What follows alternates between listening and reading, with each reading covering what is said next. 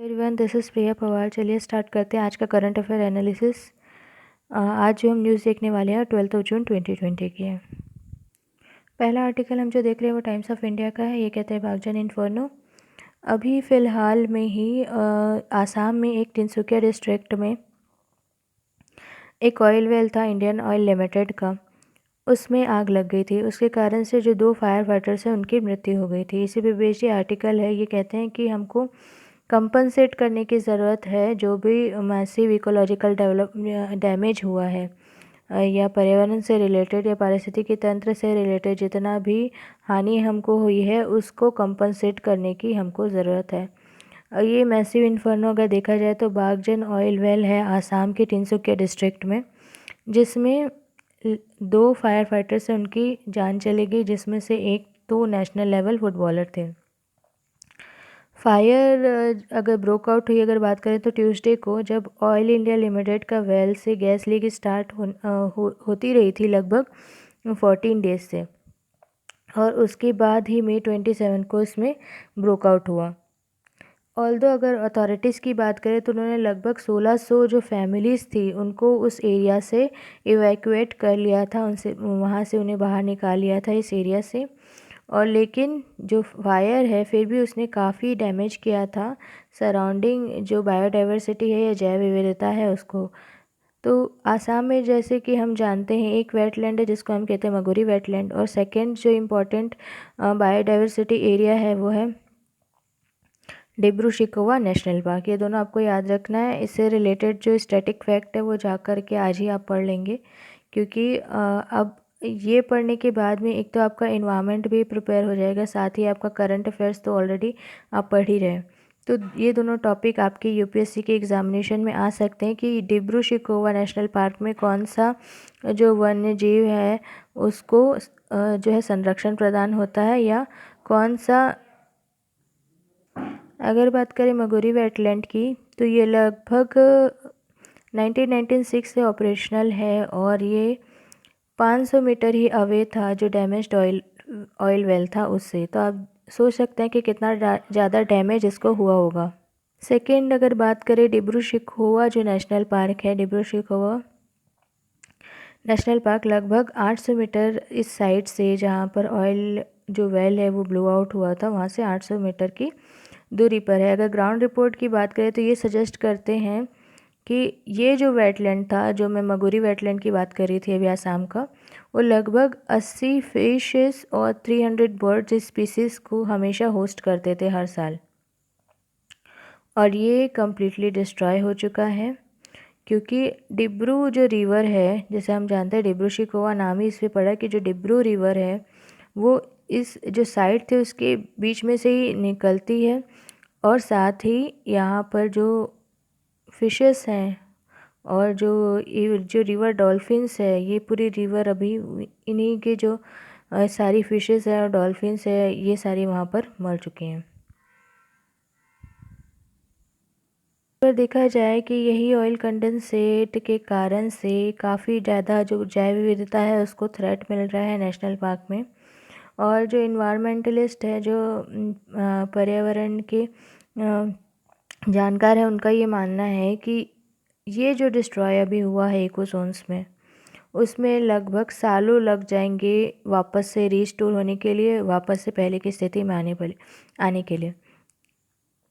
और इसी सिलसिले में जो एलिगेड दो जो सस्पेक्ट थे या 2 जो ऑफिशियल्स थे उनको सस्पेंड किया गया था, जिनकी अनदेखी के कारण ही ब्लो आउट हुआ। और इस जो सिचुएशन है उसको काउंटर किया जा सकता था या उसको ऑलरेडी ही रोका जा सकता था अगर इस जो सीरियस कंडीशन है या इसका अकाउंटेबिलिटी पहले से होती। लेकिन अब ये जो इन्वायरमेंट डैमेज है, अब इसको हमको भरपाई करने की आवश्यकता है। ऐसे ही जो इंडस्ट्रियल एक्सीडेंट होते हैं उनको काफ़ी हद तक इग्नोर किया जाता है। ये जो हैबिटाट डिस्ट्रक्शन होता है, ये सिर्फ जो अफेक्टेड पीपल होते हैं उनको कंपनसेट करने की बात कही जाती है, लेकिन कहीं ना कहीं पर्यावरण की अनदेखी इसमें होती ही रहती है।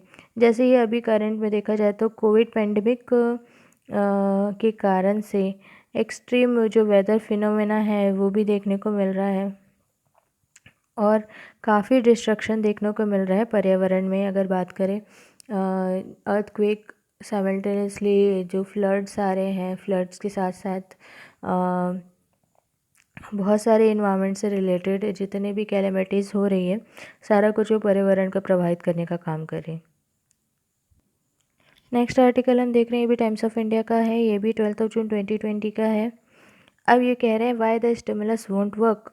मतलब हम जैसे जानते हैं जो निर्मला सीतारमन जी हैं, जो हमारी फिनेंस मिनिस्टर, उन्होंने 20 लाख करोड़ का स्टिमुलस पैकेज डिक्लेयर किया था। अब ये जो पैकेज डिक्लेयर किया था, अगर सार्वजनिक क्षेत्र के जो बैंक हैं उनको ही सही तरीके से नहीं पता कि उनको जो स्टिमुलस पैकेज है उसको अप्लाई कैसे करना है, तो आप ये जो स्टिमुलस जो पैकेज है वो कहीं पर भी कार्य करता हुआ हमको नहीं दिखेगा। तो ये आर्टिकल लिखा है हरदयाल सिंह जी ने, जो कि राइटर हैं इस आर्टिकल के, साथ ही एडिशनल सेक्रेटरी हैं सेंट्रल विजिलेंस कमीशन। ये भी बहुत इंपॉर्टेंट है, पॉलिटी में एक टॉपिक है, आप इसको जा कर के पढ़ सकते हैं।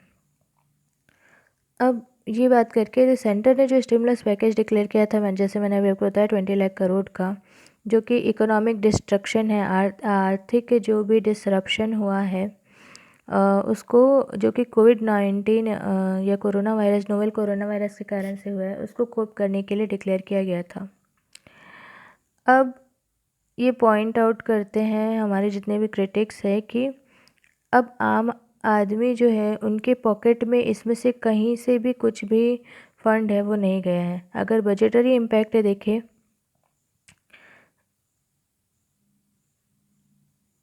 जो कि हमारे फाइनेंस मिनिस्टर के द्वारा डिक्लेयर किया गया स्टिमुलस पैकेज था, उसका अगर बजटरी इम्पैक्ट देखें, जो कि 5 प्रेस कॉन्फ्रेंस के थ्रू बताया गया था कि 20 लाख करोड़ का स्टिमुलस पैकेज हम दे रहे हैं, वो लगभग सिर्फ 1% का ही उसमें अगर देखें तो बजट पे इफ़ेक्ट पड़ेगा। लगभग जो 90% है जो पैकेज है वो सोलली यही बताते हैं, लार्जली यही बताते हैं कि कैसे आप इंडस्ट्रीज़ को या एमएसएमईज़ को या स्ट्रीट वेंडर्स को ईजी कर पाएँ कि वो बोरो कर सके बैंक से। और गवर्नमेंट अपना ही जस्टिफिकेशन देती है इस स्ट्रेटजी के लिए। अगर प्रेजेंट प्राइसेस के पहले की भी बात करें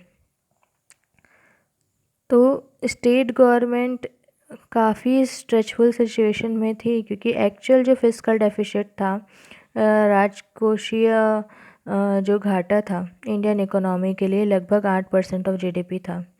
और सेंटर को ये था कि वो रिपीटिशन को जो क्राइसिस का आया था 1991 में, जैसे आप सब जानते हैं एक इकोनॉमिक क्राइसिस आया था 1991 में और 2013 में, तो उस समय की जो भी आपने गलतियां की थी उसको ये रिपीट नहीं करी, ये सेंटर का मत है।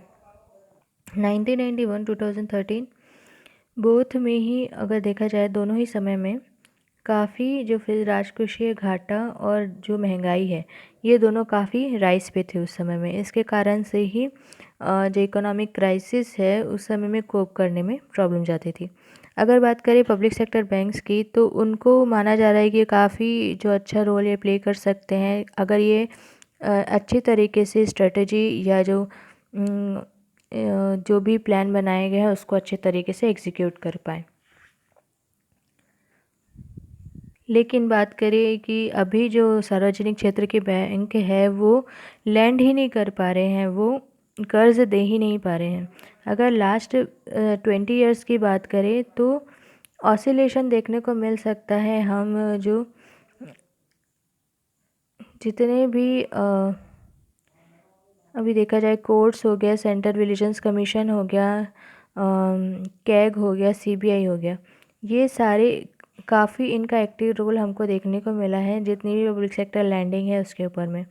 तो अब इतने सारे स्कैम्स हुए थे लास्ट ईयर, जब पिछले कुछ सालों में जब डीमोनेटाइज हुआ था, तो उसके बाद से काफ़ी हद तक देखा जाए तो ये लेटर फेज़ में हम चल रहे हैं, जहाँ पब्लिक सेक्टर बैंक्स जो है वो बहुत हद तक उनकी लैंडिंग है वो कम हो चुकी है।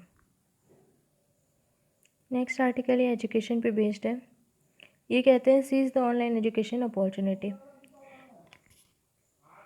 जैसे ही कोविड पैंडेमिक स्टार्ट हुआ था, जो क्लासरूम से वो क्लोज़ हो गए। Classroom close in the sense जितने भी स्कूल्स थे, कॉलेजेस थे और अदर जो एजुकेशनल इंस्टीट्यूशंस थे वो बंद हो गए थे। और इसके कारण से नया अगर देखा हाइप मिला किसको, ऑनलाइन एजुकेशन को और इंस्ट्रक्शंस को।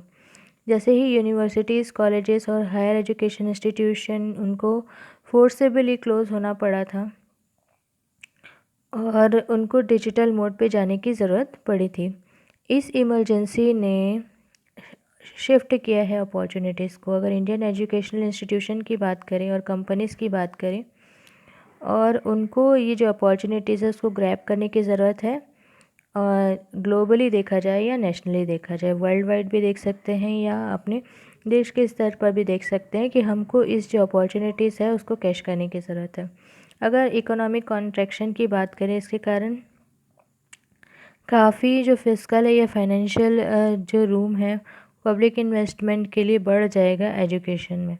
ये मतलब अभी रिस्पॉन्सिबिलिटीज़ ज़्यादा है, लेकिन अब पूरी की पूरी जो अर्थव्यवस्था है वो ठप पड़ी है, तो उसके कारण से जो रेवेन्यू है वो गवर्नमेंट के पास कम है, तो वो इन्वेस्ट भी कम कर पाएंगे। और ये एजुकेशन एंटरप्रेन्योर्स के लिए बहुत अच्छा, या उद्यमी जो हैं शिक्षा क्षेत्र के, उनके लिए काफ़ी अच्छी अपॉर्चुनिटी है। और साथ ही साथ जो संस्थाएं हैं इस समय जो ऑपरेट करना चाहती हैं उनके लिए भी बहुत अच्छी अपॉर्चुनिटी है, ताकि वो एजुकेशन के लिए जो डेफिशिएट हुआ है उसको कोप कर सके, उसके बीच में ब्रिज का काम कर सके, ताकि वो नए कंटेंट क्रिएट कर पाए। अगर मोनेटाइजिंग अगर हो जाए इस अपॉर्चुनिटी के लिए, ये भी रिवेन्यू रेस करने का काम करेगी एजुकेशनल इंस्टीट्यूशन के लिए, ताकि वो अपना इंफ्रास्ट्रक्चर या अधोसंरचना है उसको सही कर सके, दुरुस्त कर सके। साथ ही साथ जो वर्चुअल ऑफरिंग है वो भी बढ़ जाए। जैसे कि मान लीजिए जॉब क्रिएशन की बात की, तो ऑनलाइन प्लेटफॉर्म के थ्रू भी आप जॉब क्रिएट कर सकते हैं। ऑनलाइन एजुकेशन सप्लीमेंट की तरह काम कर सकती है, लेकिन ये सब्स्टिट्यूट नहीं है। सप्लीमेंट मतलब साथ ही साथ किसी चीज़ के काम करना, ना कि किसी चीज़ को हटा करके काम करना। तो सप्लीमेंट की तरह यह काम कर सकती है, सब्स्टिट्यूट की तरह नहीं। क्लासरूम एजुकेशन जो होता है काफ़ी हद तक आपको उसमें एक्सप्लोर करने का मौका मिलता है, आप टीचर्स के साथ इंटरेक्ट कर सकते हैं और उसको कहीं पर भी ऑनलाइन एजुकेशन सप्लीमेंट नहीं, सब्स्टिट्यूट नहीं कर सकता, ज़्यादा वो सप्लीमेंट कर सकता है।